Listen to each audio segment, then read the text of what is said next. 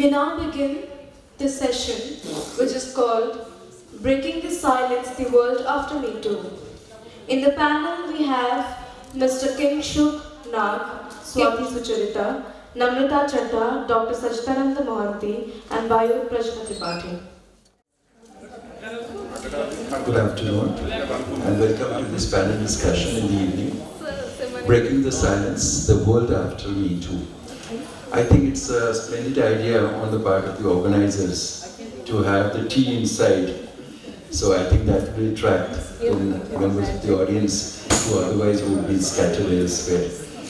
So as the people are sipping tea and the auditorium is gradually being filled up, and I think we are about to start this very important and hopefully the interesting panel discussion, Breaking the Silence, the World After Me Too.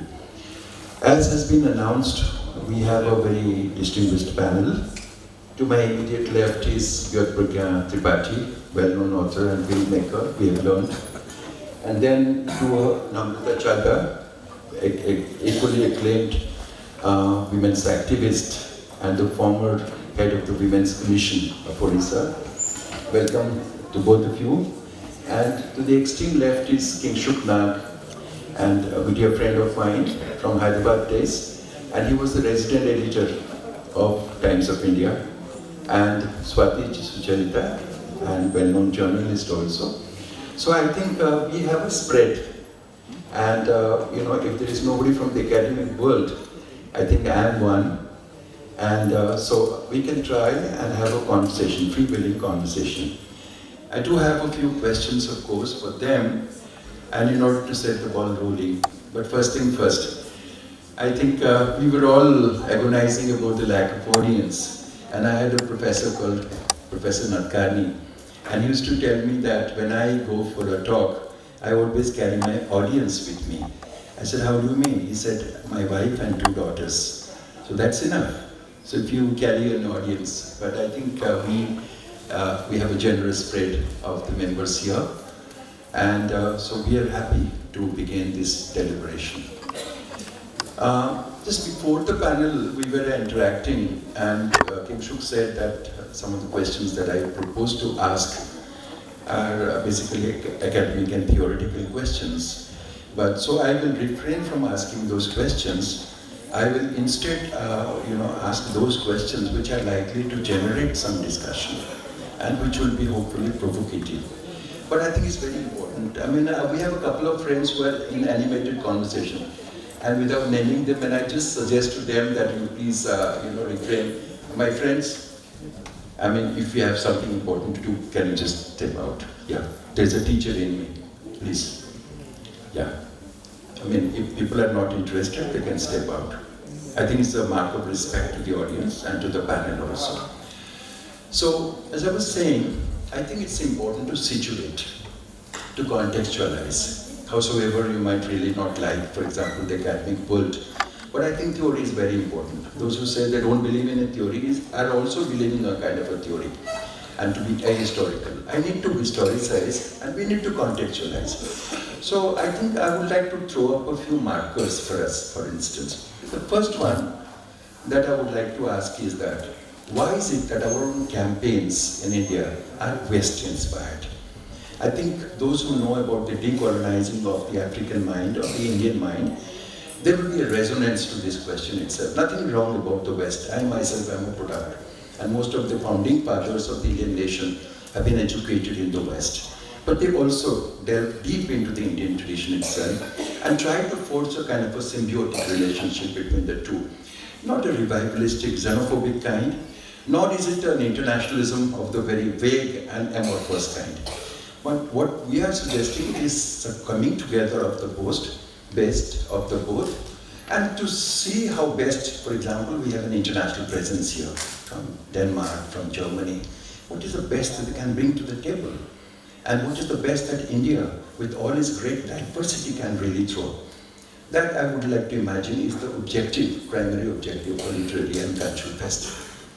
So why is it that most of our own campaigns, after so many decades of our own so-called freedom, is it West-inspired? the metropolitan West? That's the first question that I would like to ask. The second pointer that I would like to give is that what is the role? Because we have seen painful, social movements like apartheid in South Africa. In the context of South Africa, we have seen instances of truth and reconciliation commissions. So what is the role of revenge and retribution? And what is the role of truth and reconciliation? Is there a role of reconciliation and forgiveness in the context of gender justice? That's another question that I would like to ask. So, and also another important question that I have in mind is that sexuality, for instance. What is the vocabulary and language? And T.H. Lawrence had said in Apropos Lady Jacqueline's Lover that humankind had not been able to devise the right vocabulary which is not abusive, for example. The words and the vocabulary and the lexicon which are associated with lovemaking are invariably the words which are associated with abuse, for example. So what kind of a vocabulary are you going to devise which will really be respectful of the interpersonal and gender relationship? So these are some of these issues that I would like to throw out. And one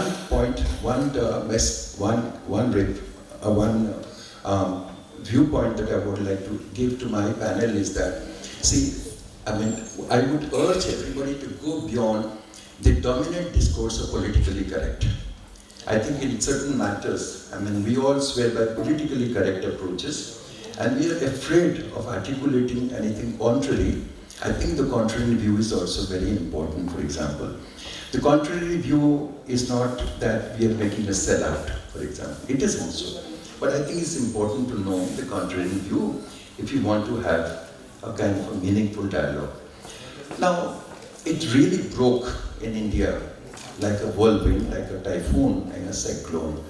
Now that the dust has settled, the time has come to take stock of the movement and the residue and the kind of an impact it has had on Indian society, the Indian corporate sector, the Indian media, the Indian academia, and the Indian community at large itself.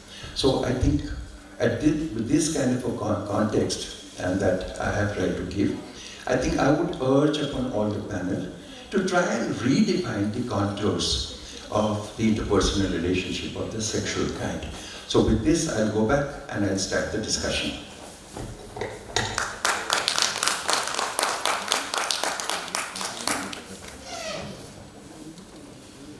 So we have varieties of responses, but I would suggest to each one of them, because they have a storehouse, wonderful storehouse of experience. But I think since we're going to have many rounds, and I do imagine that we would like to throw it up onto the audience also, because their voices are equally important.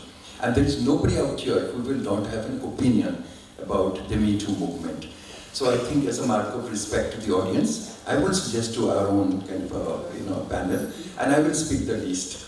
So my first question that I would like to ask is, maybe in the order that Björk Beraking onward, that what is your understanding? What is the best that this movement has achieved? And do you think that Björk Beraking and others, do you think there is a space there for forgiveness, for example, and reconciliation? And in our own quest for justice, is there a space for forgiveness and reconciliation? Thank you, Ms. Vanti. Good evening, everybody. First thing, I must tell one thing. We must understand what it exactly is. Me Too is simply, I am a victim. It is simply, I am a victim, and the movement is about speaking out. Because we talk a lot, we talk about everything, but it is too hard to talk about our own scars. It is too difficult to talk about our own humiliation. And Me Too, to me, is a platform which had initiated this thing that speak. Consequences are later. First, let my burden go. Let me say. So this is the first achievement of the movement. We have just started because Me Too is a problem is not that easy and simple. It is a very complex, compound social problem, cultural problem, a politics of gender, politics of everything. So this is a very complex problem, and that is, we have achieved this. We have just started speaking. We are just opening our heart out. First thing. And second thing, Mr. Mahan asked that is there a reconciliation or a forgiveness? First, let them admit. First, who will reconcile with whom? First, let people say, yes, I have done it, I'm sorry, I have done it. So that is the first thing.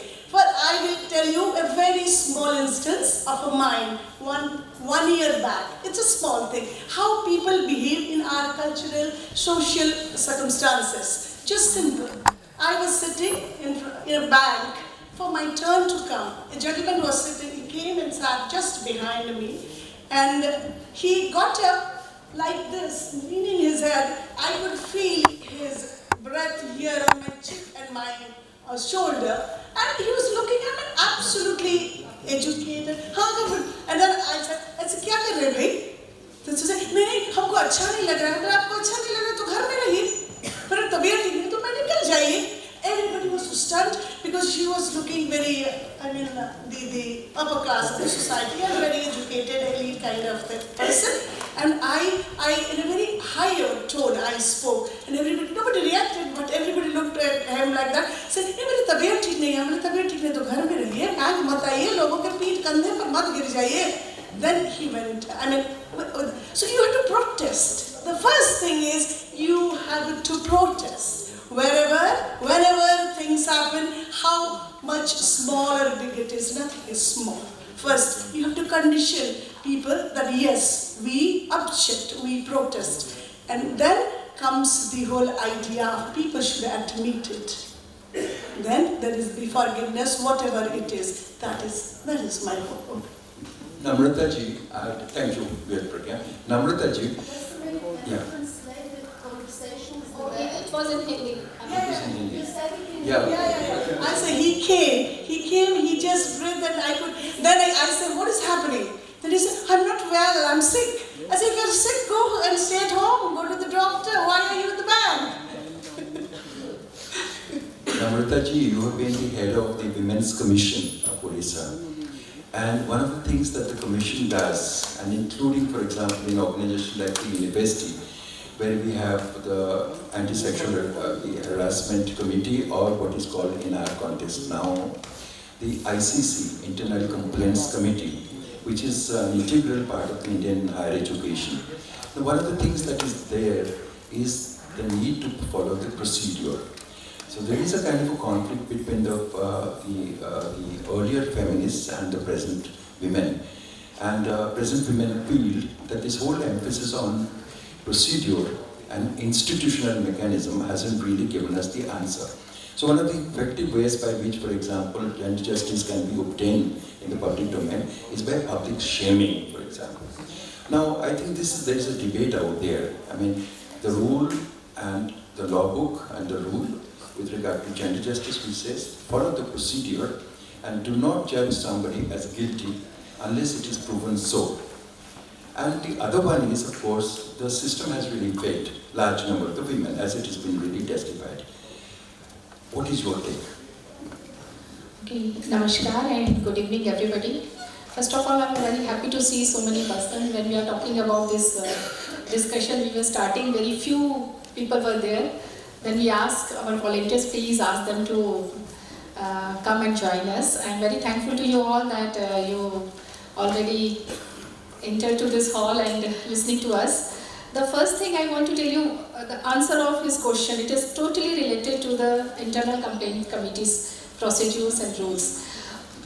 For the clarification of other people, because they don't have that idea what kind of, there are the law of the land, India, they recognize that yes, the working women are facing sexual harassment. I'm not talking about harassment, sexual harassment. Sexual harassment at workplace. Sometimes they are exploited, sometimes regular basis or in a very systematic basis they are exploiting. So we are having a now legislation which was introduced in 2013. As per the legislation, we are having a beautiful kind of mechanism for the working women working in organized sector, just like education institution or in trust, in society, in hospitals or in government, internal complaint committee system.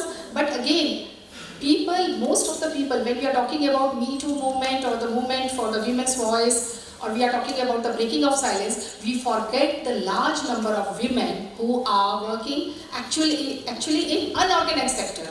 Fishermen women are there, daily laborer are there, the women who are working in malls, they don't have a job security, the women who are working as a domestic help in your house. So millions of women who are working, they don't have any job security, they don't have any platform. So under this legislation, we are having again a very good mechanism. They can, if there is any kind of incident, they can go to the local complaint committee. Every district now we are having a local complaint committee. Now the $1 million question is arise, who will approach to that committees? Victims, survivor, aggrieved women, but who will ask them, okay, you go and file a complaint. It is the woman who will decide whether I am really a victim of this harassment or not. End of the day, sometimes it is in the psychology of a woman, they think, okay, it is a part of our job. If we do this thing, and if our job is secure, environment is secure, there is no family shame, then it's okay. It's their orientation from the beginning that it's okay if there's some persons, but you described an incident, it was an incident in a public place, a kind of indecent behavior of an unknown person. But when a woman is working and the perpetrator is her employee, understand, and she is in a need of a job, see the situation, and she doesn't have any choice.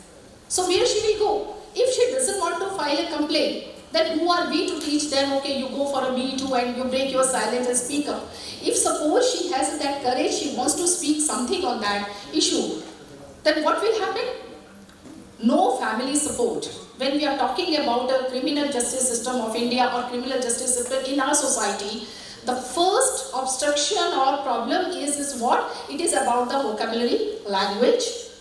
In India, we are speaking hundreds of languages, dialects, local dialects. The unorganized sector women, they do not know how to write a complaint, they do not know where to go approach and give your complaints. So they totally depend on the verbal things, they don't have evidence. So they are in such a situation, they do not know what to do. The first obstruction. The second one is their family member, their parents, her own mother, her husband or brother, they don't want any kind of community or family shape. Okay, don't give any complaint, don't say anything in public, otherwise it will give a bad name to us. So there is a tremendous pressure at workplace as well as in family. So that's why most of the women in unorganized sector, I'm not talking about organized sector, I'm not talking about so-called very powerful women, they can raise your voice, they can write in tweets, they can give your opinion in Facebook, or they can speak on any platform. I'm talking about that millions of those women who can't speak about what the kind of harassment or torture, whether it's a mental or physical or emotional, they are facing each and every second of their life. So we are having a wonderful mechanism in an educational institution or in all the different institutions. But again, that support system, that surrounding, that conducive environment is not there. That is not fully prepared. And the procedure of that inquiry, you see, whenever there is any inquiry, most of the people from the beginning, they are very, very biased about this incidents. They say, oh, women is giving complaint. I think something has wrong in past. Whether they had some relationship or something, now it is breaking, now it is not going well, that's why. Or otherwise, if they are conducting inquiry itself is a very complicated and difficult process. You will never get the true evidence or anything. In Indian justice system, we totally depend on the law of the evidence. You have to give evidence. In nearby our Bhubaneswar town, there is a temple in between Puri to Bhubaneswar, Sakhi Gopal. You need a witness. Even for God, they need a witness. If you say, I am a God, I am a Lord Krishna, I was following you, then the priest was saying, okay, give me a witness. That's why that place named as a Sakhi Gopal. So we need witnesses, and for these incidents, very rightly saying, we don't have evidence, we don't have witnesses. Nobody will come forward, okay, yes, I have seen it, or you have seen a number of cases in India. I'm not talking about abroad or Europe or American society. Preeti Zinta case was there, a very famous film heroine. Her fiance has beaten her in broad day cricket match, when they were watching a cricket match, and no witness came forward for that domestic violence. There was a case of Shashi Tharoor and Sunanda Pushkar. She was a victim of domestic violence, and there was a 2 or 3 very bad incident which happened in airport, in flight, and nobody came forward to file a case for that. So procedures, we are having a good procedure, we are having a very good mechanism, but again, that the whole criminal justice system itself against the voice of the women. It is very difficult for them to prove whether they are filing a case against Pachauri, or whether they are filing a case against the Helgas.com's head Tarun Tejpal, or whether she is a simple working woman file a case against any government official. So it is very, very difficult for women who are filing. So that's why I always say the Me Too movement is not a very elite class. Please don't keep or confine into a very elite class movement. We have to think about those women who are working in unorganized sector. We have to speak for them. Not only about ourselves. Okay, we had that incident, these women has faced that. If you see the whole pattern of those incidents, they all are very famous, very powerful, or entertainment agencies, or they are having some problem against any director or film producer or something like that. But nobody is talking about the unorganized sector women who are daily wages is a kind of problem. So whether it is an internal complaint committee procedure or local complaint committee, we have to see if woman is speaking something, first of all, without any biasness, we have to trust her. We have to believe her. Let her speak. We should not be so judgmental. Okay, if she is saying something, okay, if she is saying against some other person, he is a rapist or he is not a gentleman or he is like that. Something had happened between two. But first, if she is speaking something, we have to listen to her. She needs a patience hearing. After that, the procedure will come, then you can give a judgment kind of thing. Thank you, Namrata ji. I think that was a very authentic perspective we got based on your years of experience. Now, one of the things that we encounter again and again, and particularly women, this kind of a stereotype, patriarchal stereotype, sort of constructed and generated by patriarchy, and she was asking for it in terms of dress, in terms of costume, and younger women, and those are the stereotypes which are circulating in the society itself. So I think there's an internalization of the guilt that, I did something and therefore I was inviting this. And we have learned that this is absolutely a wrong thing. And I think, and again and again, I think it is for men to really realize this, because it comes as a revelation, because the manner in which we look at the world, we take so many things for granted.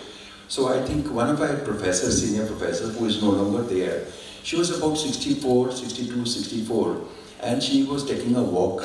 She was a single woman, and she was taking a walk in Delhi University. And in the evening, and it was not night, so somebody just comes suddenly and says, in Hindi, and I will translate it for you, she says, "Where is Bhai Sahab? Where is Bhai Sahab?" Meaning, where is your husband? I mean, how dare you take a walk unescorted? So you have to be constantly escorted, even if there is a small male child, for example. This is a typical thing that we find in Indian markets also. Shopping complex or wherever, for example, you need to be escorted by a little male child also. That's a symbol of acceptance. This is absolutely shocking, and I think there is a degree of frankness with which we have to speak this. It's not a question of letting down our country. There are many things which are good of our country, we will highlight. There are certain deficiencies. And Me Too is about recognizing those deficiencies and doing something about it. So I'm the only one from the academic world, as I was saying. One time I was a deputy director of the American Studies Research Center. And my job was to really look after the scholars and to mentor them. And suddenly one day at breakfast table, I found that there was a young woman, and she was completely shattered. She was dismayed. So I went up to her. I said, "What's the matter?" She said, "You know, there is when I am sitting in the carrel, there is a man there from outside. He just paces up and down, looks at me and paces up and down." Now, later on, I mean, of course, we know about stalking. We know how devastating it can be for a woman, for her some kind of a spirit and confidence and all that. So, and I identified that person, and everybody said, no, don't do anything against that, because he's a ruffian, he's an antisocial person, and he's going to beat you up if you were to do something. I said, maybe he'll beat me up. I just went to Carolyn Elliott, who was the director of the American Studies Research Center. I said, "Ma'am, this is what has happened. We need to really take action and do something about it." So I think a collective action was taken. The point I'm trying to make is that we have to constantly educate ourselves, particularly men in authority. We have to educate ourselves. And then I think the differences can be seen. Now, Kingshuk, you have been the editor, resident editor of Times of India. And most recently when something happened, the old male, for example, it begins with a kind of a charismatic male, for example, and then taking advantage of a young female, an apprentice, for example. And one of the things that I had read, and said, one of the fathers who was sending his daughter to the journalism course, he said, "Now I have to think 10 times before sending my daughter to the office of journalist's office, for example. Is there security there?" So Kingshuk, are you going to tell us something about this kind of harassment and what is being done to prevent it in the media world? Well, power corrupts, and absolute power corrupts absolutely. It's not true that what you said is same all over journalism, but I think it is partially true.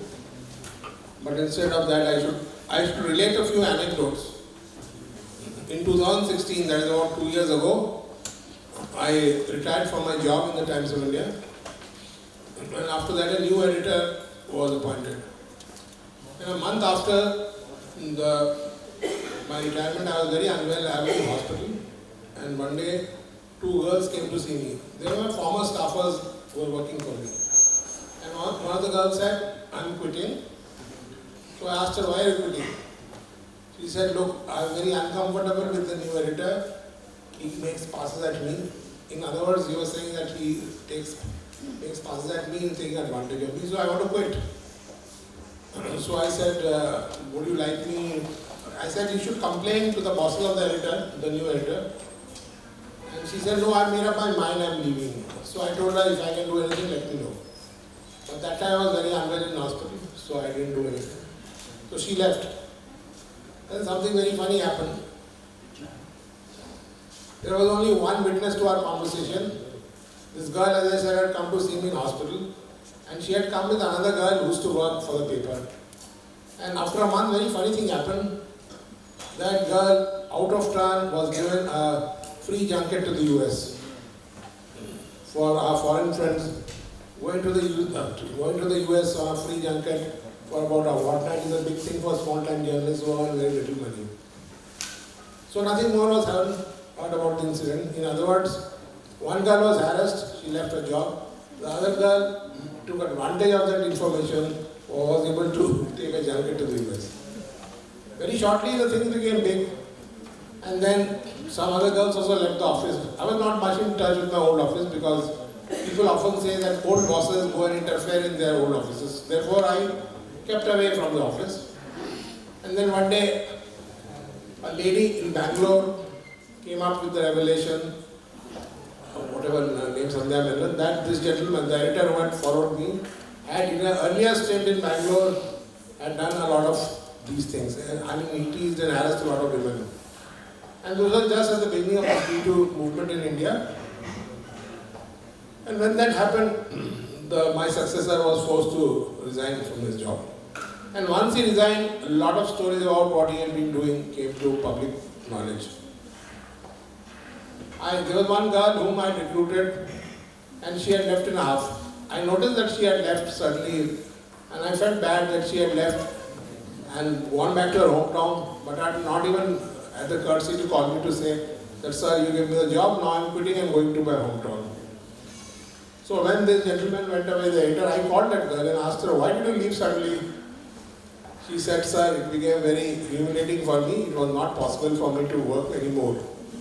I said, what did the editor do to you? He said, nothing. You see, we are very young. We are just 22, 23, and the editor is 50, and the editor is a senior guy.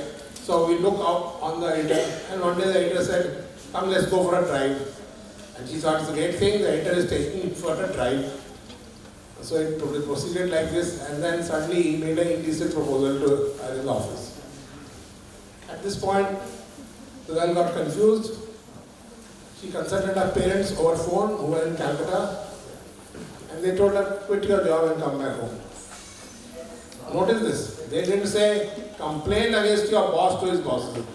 They said, please leave the job and come back to home. And when I called this girl, she confessed to me this, and even after 6 months, she was still without a job. So these are the sort of things which happened, and a lot of other revelations came. There was one girl in the office who was not getting promoted. She thought she would take advantage, and then this gentleman promoted her and transferred her to a very good position. So it was all over. In other words, sexual offences are taking place everywhere, and it is only happening not because there is no system in place, and there is no system in place, and also because part of the time the girls A think that if I complain, my complaint will not be taken seriously. B, I shall myself be shamed, and C, some of them are also thinking, let us take advantage of this. So this is what is happening. And when this gentleman went away, more and more stories came up about him, how many other girls had left. So this is my brief point. In other words, A, people are also taking advantage of both sides. The legal system is not strong enough, and the moment the girl complains, the complaining girl is shamed. The complaining girl is shamed. And one of the biggest predators in journalism, as you know, is a man called M.J. Akbar, and I openly take his name. He was the editor of Telegraph. Then he became a member of parliament, and then he became a minister.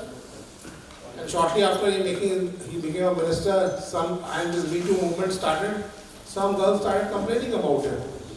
But this was an open secret. Everybody knew that he was taking full advantage of girls. And he was able to take full advantage of girls because some of them were quite okay with being taken advantage of, provided they got better opening in life. I myself remember I used to work in an earlier avatar in a city called Ahmedabad, and I was the editor of Transmitter there also. One day a girl came running. She was just about 20. And when she came running to me, I could see she was harassed. And then I asked her, she said she wanted a job. So I asked her, what do you do now? She said, I work for a paper called Asian Age. So why are you running and coming to me and asking for a job? No sir, I need a job now. Why? No, my boss is harassing me. Who's the boss? The boss was none other than a gentleman called Mr. M.J. Akbar, who was the All India editor of Asian Age and used to come to various cities where the editions of the paper were, and they used to target certain girls whom he took a fancy for. And so this girl realized that she couldn't stand up to Mr. Akbar, who was a very big guy, and so therefore she ordered a job with us. So this thing about journalists misusing the power is very common, and it becomes very common because editors like M.J. Akbar have been doing this for ages, and everybody knows about it, but nobody complains. So therefore, there is a kind of social sanction for this. It is only after a few girls, some of whom had been actually harassed by him, complained, that more and more people started coming out in public. And when more and more people started coming out in public, you know what was the result? Mr. Akbar said, I will see you all of them. And he sent a notice to all of them with 100 lawyers, signature of 100 lawyers. So that is the sort of situation we are living in. And therefore, if some parents think that they will not send their girls to journalism, I don't think I can blame them. Thank you. In fact, that is a background in which, for example, this articulation, I'll come to you, the audience, this articulation, the concern and the anxiety of the parents were voiced, for example. Now, one of the things that we have noticed, I think one notices is this whole business of stardom. You know, I mean, I can speak only about the academic world, but I'm sure the same thing is there in others, for example. I mean, are you from Columbia? Are you from Princeton? Are you from Stanford? Are you from Cambridge, for example? And are you addressing, you know, impressionable young minds, for example, in men and women? And are you very charismatic, handsome? And then what happens? I mean, there's a whole business of patronage and mentoring, for example. And mentoring and patronage for the stars in various fields also becomes very often, for instance, a guise, an opportunity, instrumentality for harassment of them. That's why in the academic world, I don't know about the media, in the academic world, higher education and good universities, I think there is a norm, which is norms and conventions very much in place. Consensual relationship is no-no with the student because of the power equation which is there. So I think when I was in Hyderabad University, we had somebody called Kalpana Kanabiran, and she used to come and she used to address the girls and the boys and the faculty also as to what is acceptable, what is not acceptable behavior. Unacceptable behavior is to meet somebody within closed doors, for example. The doors have to be always open. Unacceptable behavior is to take somebody out for a drive, for example. It has to be always carried out in a professional kind of a context, within the working hours itself. So I think it's very, very important for organizations, including higher education, to really believe and to practice those things, because we might really go astray. So with this kind of a background, I would like to now ask Swati has done, I mean, she's very knowledgeable about what is called Tollywood. I mean, there is called Bollywood, everybody knows. Bombay cinema industry is called Bollywood. But there is an equivalent in Andhra Pradesh also. So I think she has a fair amount of knowledge about the kinds of experience there in the Telugu cinema, for example. So I think, would you like to tell them something about your understanding of this whole movement there, and why it is essential, sine qua non, to have certain kinds of standards and norms in practice? Sure. Hello everyone, thanks for coming and not sleeping off in the afternoon, because this is a time when everyone feels a little noddy. Okay, so to answer you, I'm not much of an expert on Tollywood, as much informed as a journalist can be, but I'm based out of Hyderabad now. So we had a series of this Me Too movement. It actually started with Tanushree Datta, the Bollywood actor, who garnered a lot of media attention in September 2018, which was after Hollywood, which was in 2017, Weisenstein, and the whole backlash of Hollywood actors coming out and speaking, the outing of the Me Too thing.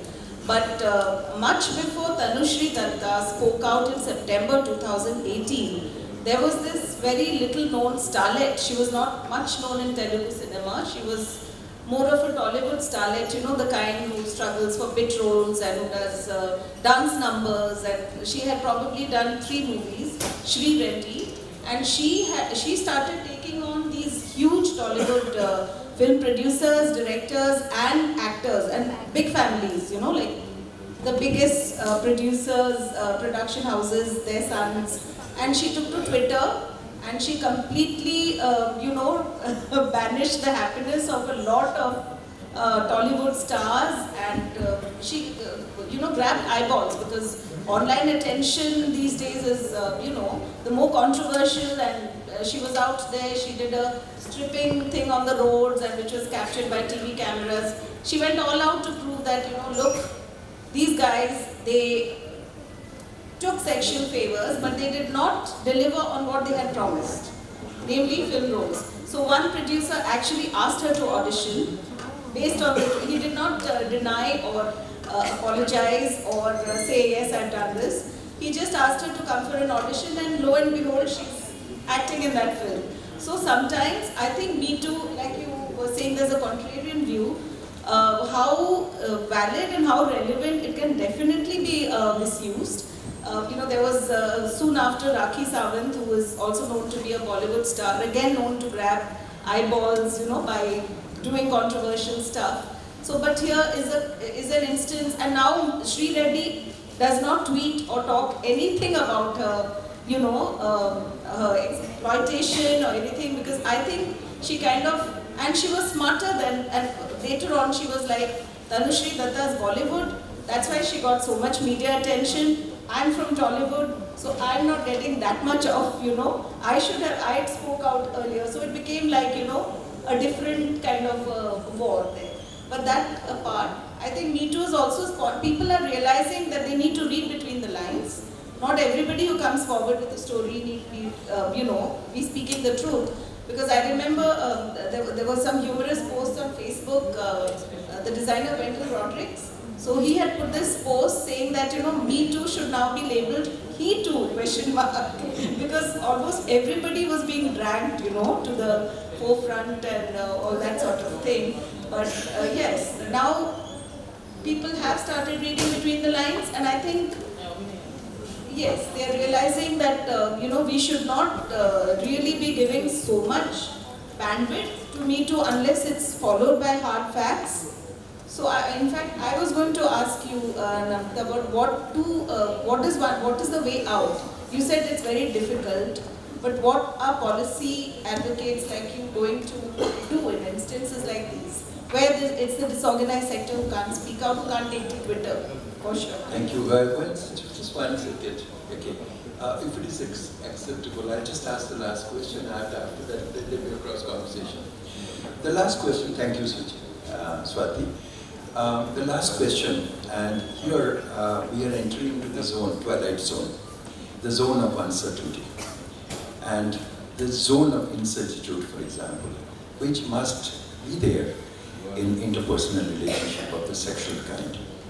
And if we read, and as I read, for example, mistaking the codes of courtship, and there is a kind of a courtship in the sexual act also, mistaking the code. And what really happens, and a woman says, that it wasn't really a sexual assault, it was a complete misunderstanding of my moves, my gestures, for example. So I would like to, the panelists out here, and we have two repentant males here also, to learn. I think every male has to learn, because we are all a product of patriarchy, and we have to really learn, because those of us who really read women's writing or feminism, it's not the same thing at all, because we have to understand it from the gender point of view, from somebody else's point of view. And it requires learning. It doesn't come automatically inborn to a mother. We have to learn. Culture is not something automatic. Gender is not something automatic. We have to learn. We have to imbibe. It's a lifelong process. It's a working process. So the question that I'm asking you is that how do you navigate desire? How do you navigate sexual desire? That's the question I'm asking. Beyond the need for affirmation, beyond the need to protest, and we have all agreed in one voice that women have not really spoken out too much. They have to speak. They have to make their voices heard. They have to lodge complaints. All accepted. Beyond that, the question I'm asking you is that I read very, very insightful articles, and at the end, no answer was given, and the suggestion is that we have to try and find an answer. It's a work in progress. What would be your answer? How to navigate desire in the sexual domain? This is a very difficult question, and to me, the relevance of it is not in Me Too. Because Me Too has nothing to do with sexual desire. Me Too has everything to do with respect women. The whole attitude towards the person beside you, the 50% human beings who are in the earth, that is the question. It has nothing to do with our sexual desire. That is totally different. But this is how you are brought up, how culturally you treat women, how you understand the social fabric of the place. Because I will tell you one thing, that you will see in Odisha, in my Bhubaneswar, in where I live, and in streets, in gullies, we call it gullies, and you will always see boys of 5 to 12, 13 playing cricket. in group, in things, you will never find a girl group. You will never ever find a girl group. This is the social fabric. This is where we secluded our women, girls from themselves. No woman, no girl group is there. Girls are alone. They will go to the stadium to play, will enroll in a class, they will do something. So this social fabric has to change. You have to respect women. You have to, the family, the people, has to say, no, she is a human being, she is born free. I'm not a protector. I'm not a guardian. I'm a parent. I will guide her. Nobody in our society asks a girl, a boy, where I have been to, when will you be back? But every girl in my society is asked, you should come home before dark. Before dark. The onus is on the woman. Why you have been there? What are you doing? Why he is looking at you like that? Hey, what is this? Who will look at me like what? I will not decide. You tell that person. So the whole sexual thing, who will think when I am here with me, that is his problem, that's not mine. So this Me Too movement is totally about respecting women, understand the social structure, teach the men because they are the part of solution. This problem cannot be solved how many you do your, laws, how many committees, where are, because empowerment is within. It is understanding, it is respecting the other sex.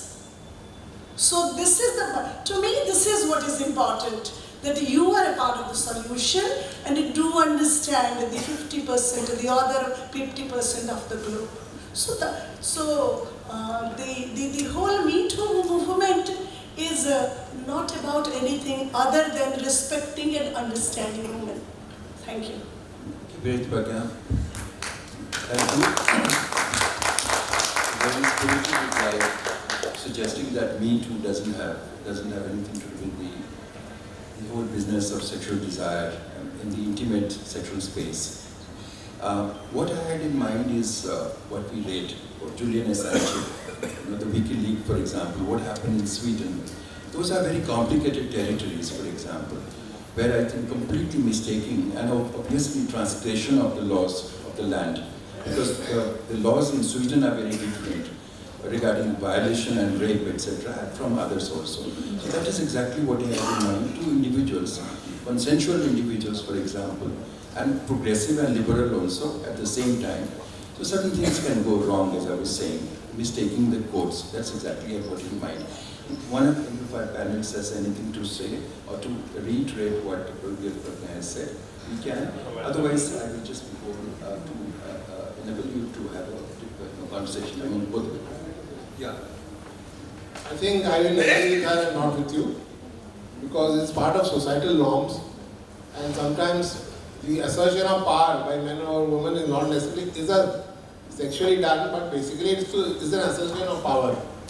So therefore, in certain cultures where you have to show male domination, you'll go and tease women. And I studied in Delhi University, and Delhi University then at least was a very rough university, and it was very commonplace of boys teasing women. And I'm saying teasing, it's not courtship or anything.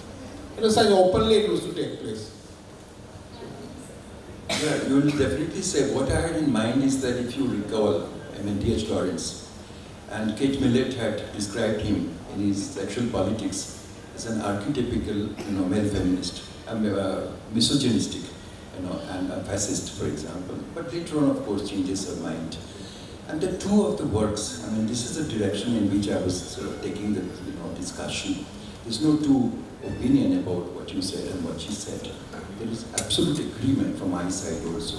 The first essay that Lawrence wrote was Cocksure Women and Hensure Men. But later on, towards the end, when she wrote Lady Chaplin's Lover, he wrote another essay called Beneath One Another. I think, he was traversing a whole entire evolution in his own thinking itself. The need for compassion and the need for kindness which is a post-feminist kind. That's exactly what he had in mind. So I think these are the kinds of, the posts, the signposts that I had in mind when I was asking you, asked to really reflect about this whole business of sexual desire, which involves two apparently and supposedly liberal and progressive men and women. So do you have anything to say other than this? Yes. One thing I want to share, whether it's a European society or American or Indian, this is gender relationship always depend on the power relationship. It's always, when the society there is a more gender inequality exists, there is a more violence on women happens. If in India, if you see in the northeast part of India, if you go the tribal area of Chhattisgarh or Odisha or the northeast part, women are quite respectable. They don't even, there is no case of teasing or anything. But those beautiful and those very admirable girls are when they are studying in Delhi or in part of Haryana or North India, they are sexually harassed, they are teased by, even not by the local Romeos, street side Romeos. Even from the good families, boys are also, the so-called good family, boys were also into that. So it is about the power relationship between the two gender, and it is the law of the nature. The powerful person always exploit the lesser one, the weaker section. So the more we are not giving a gender equality to if we don't believe in gender equality, then we face the more violence, more sexual exploitation in our society. So for that's why this is a time not to teach women how to sit, how to talk, how to laugh, how to control your sexual desires or something like that. It is the time to teach our men. It is time to teach our boys how to behave with girls, how to treat them, how to eat. And sexual desire, it's a very private and eternal matter. Nobody can explain. It might be differ from you to you, and again, from time to time, society to society, it varies. So you can't control those relative terms that, okay, these are the parameters, you have to do this with this girl, or these are the guidelines. It is the self-regulatory something we have to teach our boys and to women too, because even not only film industry, even in culture line or in literature or in any profession, they are also looking for opportunity. There are women are very, very intelligent. Very intelligent. You can't say that they are very foolish or very simple. No. They are very intelligent, and sometimes they are more clever than men.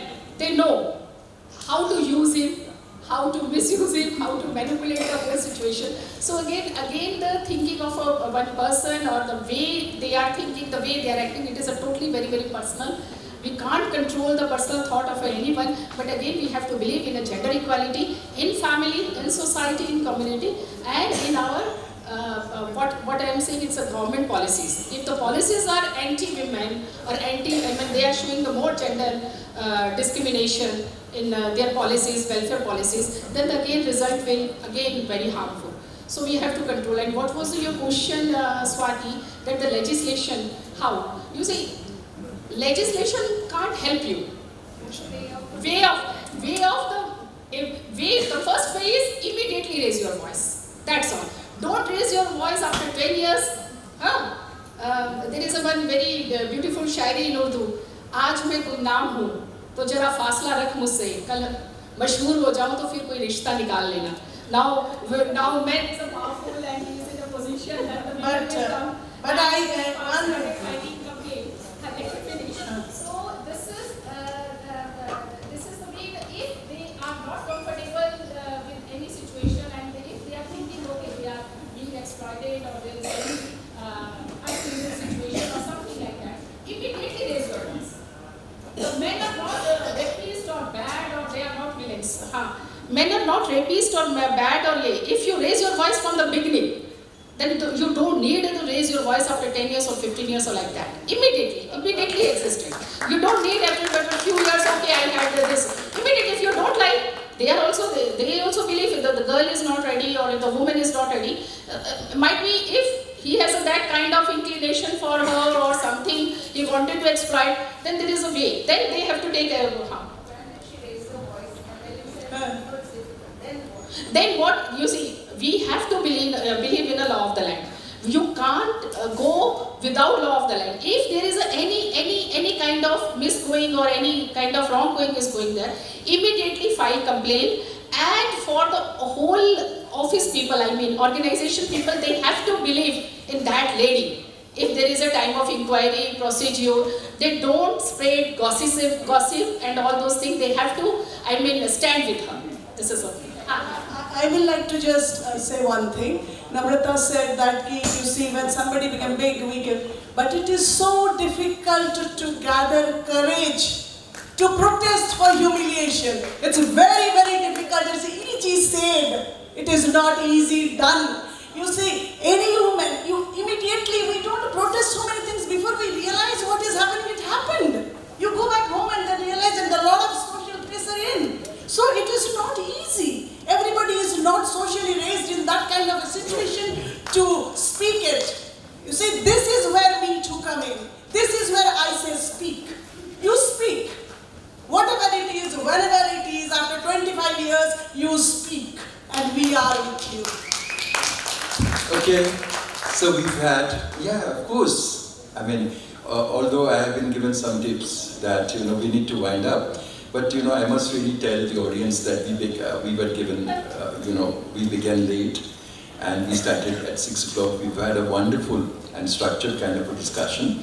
And we have had internal differences also, because what is a debate without internal differences? And we don't believe in an artificial consensus, and it is a free-flowing kind of a discussion we've had. Many interesting ideas were generated. So I think at this point, if all of us agree, we will throw it up to the audience, and please identify yourself and speak very briefly, and not independent speeches, your points and your clarifications, your observations. Identify yourself and very clear. Thank you. My name is Tzipi Levin Byron. I'm a poet from Israel, and I have seen a year ago a beautiful, very touching documentary film about the pink saris. And I would like to ask you, Indian women, I'm not concerned about the girls that are organized or those who are not organized. I'm more concerned about the girls in the rural places which their life is not secure. I mean, if they married somebody that is distanced for a 10 or 12 hours drive, the man's family can say, oh, she died from pneumonia. And actually they murdered her because she failed in cooking. This is more dramatic and more urgent to take care of women's right. This was first comment. Yes. My view of what can we do is like the Chinese wall that was built first from one brick. I think, as the girls said, that it's our duty, it comes back to us to raise our boys in a respect to women. And if we as mothers will do this essential step, I'm sure the world will be changed. Thank you. So this question may be to Namrata, and we will have one or two observations also. I think she's experienced in this regard, so she can answer. But let's take the observations and questions together. Yeah, I know, 5 minutes. Excuse me, let us keep it because we are time is very fasting. And if any questions, we respect everybody. Any question, please tell. Don't give on the lingering thing will not solve the problem. Please bear with us. So our other panelists are waiting since long. Sure. We will. Manuji, we have been given 5 minutes, and we will stick to 5 minutes.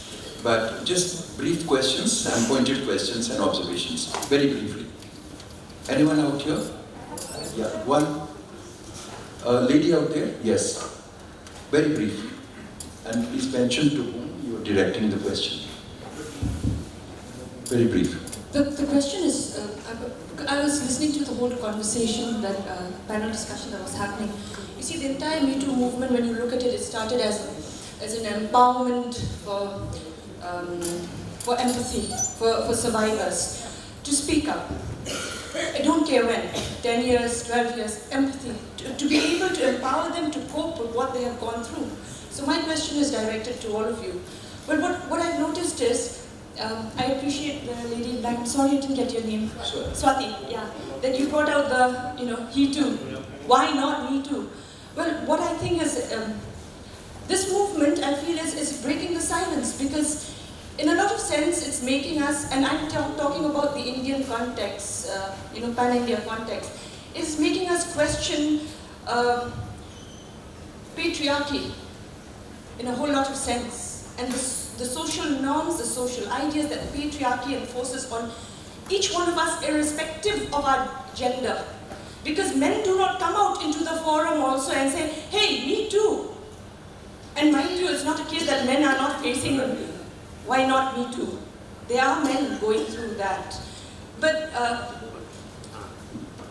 is it right if I say that the Me Too campaign has made us, a lot of us, aware about our rights as individuals? Okay, Me Too campaign making us aware of our rights. Thank you. Can we have, yes, ma'am? Yes, one. Ma'am, very brief. Thank you.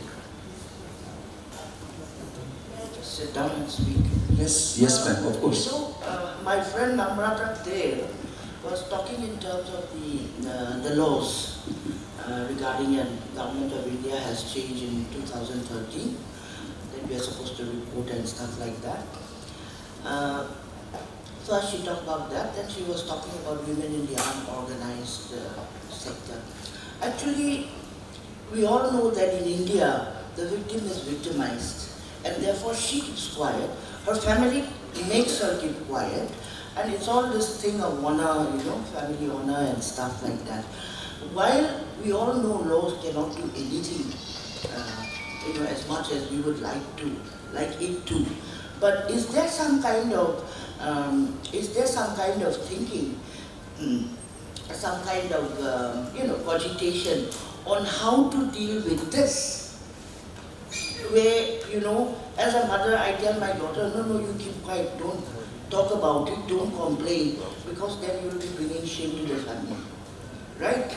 How do we tackle that? And what kind of efforts have been made to tackle this issue? One. Two, where I feel people have talked about, as regards Me Too movement, that, why talk only about the so-called empowered women from elite, whatever, what about unorganized sector, what about women from the rural areas and all that? Sure. I mean, nobody is denying that, okay? Nobody is arguing that. But the point is, somebody has to start, no? And the kind of access that women in the cities have, women in power have, women in unorganized sector don't have, women in rural areas don't have. So somebody has to start, and it has to start with the hope that all of us pull in to make sure that it trickles down to the unorganized sector and the rural areas. Thank you, ma'am. Yeah. Thank you. We'll have the last intervention here. The last. Yeah.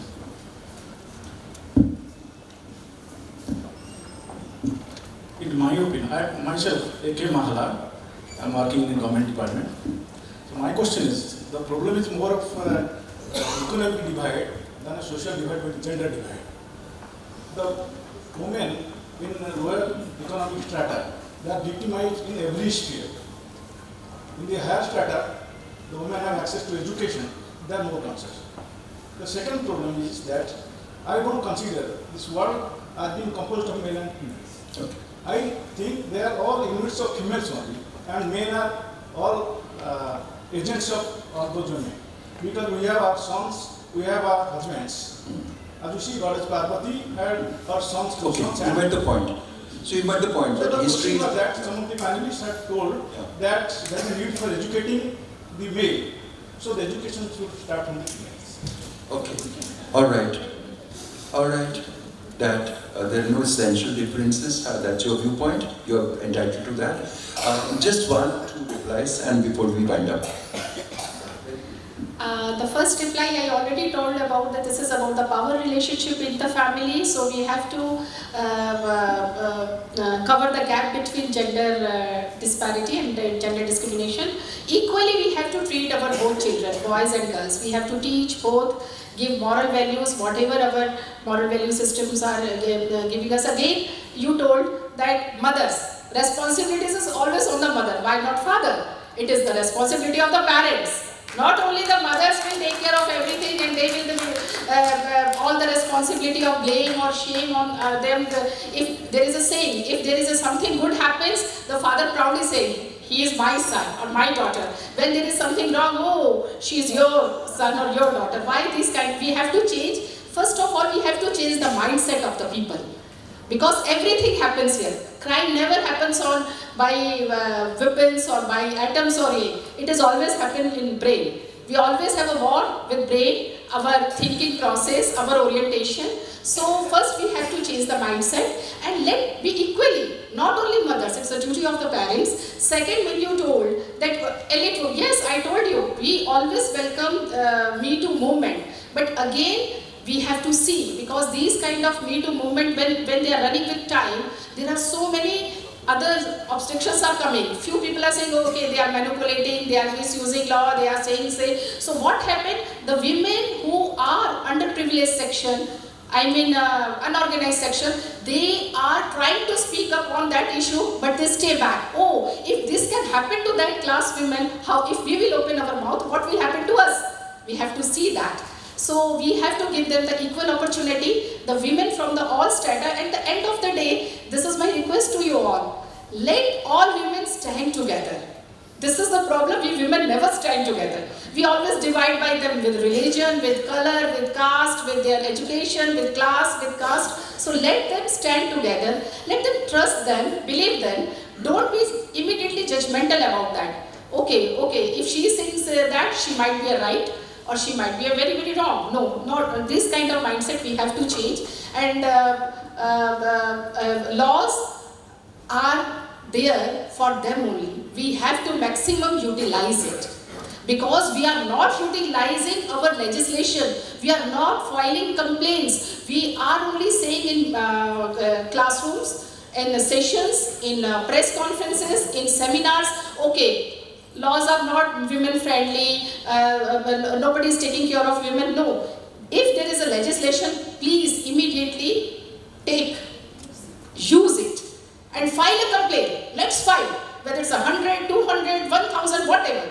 But let's start it with filing a complaint. If we are not having that courage to filing a complaint, then other groups, our peer groups are there, our community people are there, our families are there. So we have to change the mindset.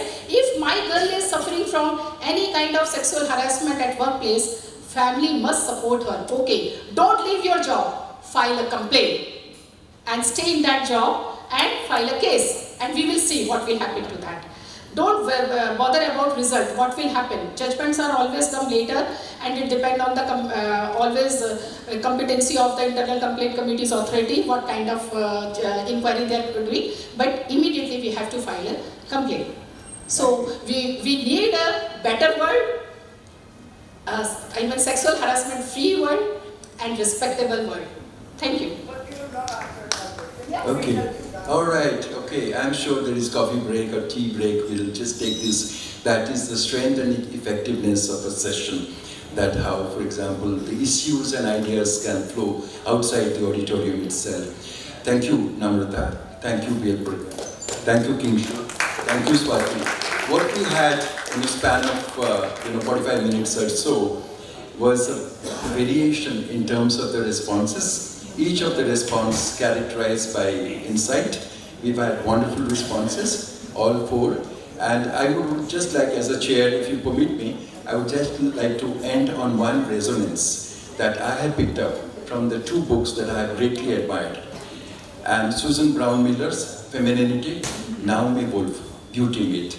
And both the books, for example, they have said this is equally important, it equally meant for men, because men and women have to live together, they have to understand each other better, and certainly on the basis of equality, on the basis of mutual respect. On that happy note, let us end this session. And I would like to thank the organizers for giving me this opportunity and for assembling this wonderful panel. Thank you. The Odisha Art and Literature Festival 2019 is immensely grateful towards its executive sponsor, the Northeastern Council, with its associate sponsors being the Coal India Limited, Mother Dairy, Phenolics Industries, Paradip Phosphate Limited, Bahamas Aerospace and NCDC. OLF 2019 is supported by the Central University of Odisha, the Punch and the Dholins.